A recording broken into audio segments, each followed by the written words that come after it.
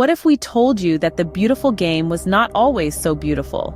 A question that might seem baffling at first, but as we delve into the history of football's governing body, it's a question that becomes increasingly important. In the early 20th century, football was a sport fragmented by differing rules and regulations. Amidst this chaos, the Fédération Internationale de Football Association, or FIFA, was established in 1904. Its primary objective? To unify the world of football under a single set of rules. FIFA's initial years were marked by strides in organization and regulation, bringing order to the beautiful game. By 1930, FIFA had organized the inaugural World Cup in Uruguay, a tournament that has since become the pinnacle of international football.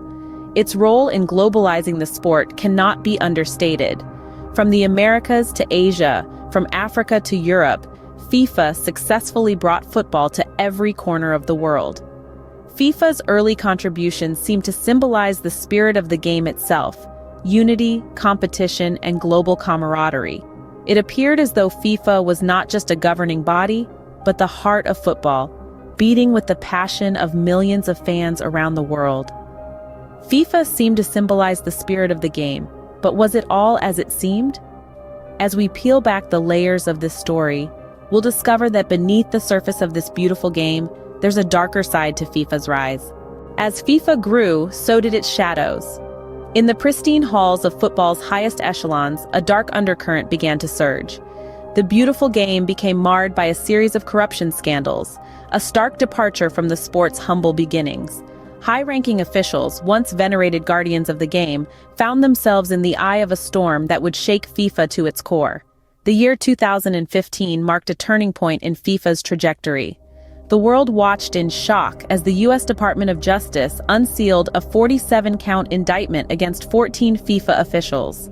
Charges of racketeering, wire fraud, and money laundering painted a picture of an organization riddled with corruption. It was a scandal of epic proportions. The glitz and glamour of the football world was stripped away, revealing a seedy underbelly of backroom deals, bribes, and kickbacks. The very individuals entrusted with upholding the integrity of the sport were implicated in a web of deceit that extended across continents and decades. And the corruption didn't stop at the 2015 case. Allegations of vote rigging, bribery, and under-the-table deals have continued to plague FIFA. Officials were accused of selling their votes for World Cup hosting rights, exchanging hands in secret meetings, and pocketing obscene amounts of money.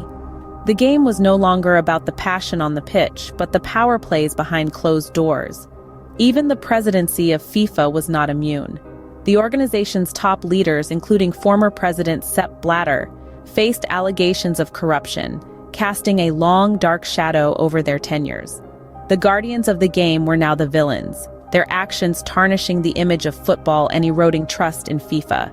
These scandals have left a stain on the beautiful game, a stark reminder of the potential pitfalls of unregulated power and unchecked ambition. The sanctity of the sport has been compromised, its essence diluted by the very organization tasked with its protection. The game was changing, and not for the better. The world of football, once a beacon of unity and fair play, was now a playground for the corrupt, a stage where the beautiful game was losing its luster. In the pursuit of wealth, did FIFA lose sight of the beautiful game? This probing question leads us into the heart of our exploration. Over the past few decades, football has been transformed into a commercial spectacle, a far cry from the grassroots origins that birthed this globally beloved sport. FIFA, once a custodian of football, began to chase the allure of financial gain. The influx of corporate sponsorships, the extravagant FIFA events, and the ever-expanding merchandise empires became the new norm. The sport turned into a business, a profitable machine that cared more about the bottom line than the line of scrimmage. As the focus shifted to profit-making, the essence of football began to blur. The roar of the crowd, the passion of the players, the spirit of the game started fading beneath the glare of neon billboards and the clink of cash registers. Grassroots football, the lifeblood of the sport, bore the brunt of this commercial onslaught. Smaller clubs, stripped of resources, struggled to survive in the shadows of the towering corporate behemoths. The dreams of aspiring players were often crushed under the weight of this commercial behemoth. To many, it seemed as though FIFA had traded the soul of football for a hefty paycheck. The sport that once united communities and nations was now divided by a widening chasm of wealth and greed. The love for the game was being overshadowed by the love for money. The repercussions of FIFA's actions have been far-reaching and devastating. Let's consider some of the stories that paint a vivid picture of this impact. In the heart of Africa, young talents are lured into exploitative contracts, promised the glittering dream of international stardom, only to be discarded when they don't meet the cut. Across the Atlantic, in the bustling streets of Brazil, children are forced to abandon their education, their dreams of a future beyond football extinguished, all in a desperate bid to join the ranks of the elite players. In the far-flung corners of Asia, entire football communities are left isolated, their ambitions thwarted by the lack of resources and support, a stark contrast to their counterparts in wealthier nations. And then there are the ethical concerns. From the questionable allocation of World Cup hosting rights to the exploitation of construction workers in preparation for the tournament, the gap between the wealthy football nations and those struggling to keep up widens with every passing year. The rich get richer, gaining access to better facilities, superior coaching, and a larger pool of talent.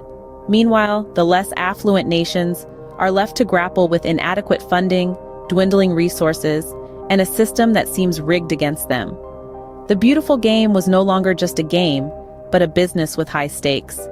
Football, the beautiful game, is at a crossroads. From FIFA's rise to its descent into corruption, from unchecked commercialization to the detrimental impact on players and nations, we've journeyed through the darker side of the sport we love.